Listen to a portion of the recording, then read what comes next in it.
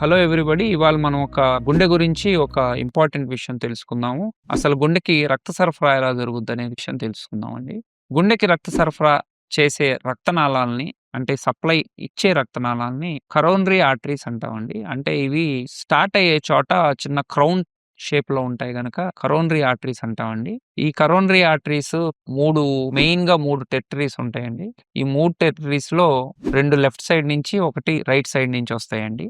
ఈ left side నుంచి వచ్చేయి మొదటగా లెఫ్ట్ మెయిన్ అంటే లెఫ్ట్ స్టెమ్ అంటాము. లెఫ్ట్ మెయిన్ కరోనరీ ఆర్టరీ అంటాము.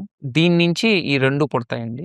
ఇవి గుండెకి ముందు వైపు భాగం ప్లస్ వెనక మరియు లేటరల్ అంటే లెఫ్ట్ సైడ్ భాగానికి సప్లై చేస్తాయండి. అలానే రైట్ సైడ్ రక్తనాళం, రైట్ సైడ్ బృహద్దమని నుంచి రైట్ సైడ్ రక్తనాళం వస్తదండి. ఇది కుడివైపు గుండెకి ప్లస్ ఎడమవైపు గుండెలో కింద భాగానికి కొంచెం వెనక భాగానికి సప్లై చేస్తాయి. ఇది మన గుండె రక్తనాళాల గురించి.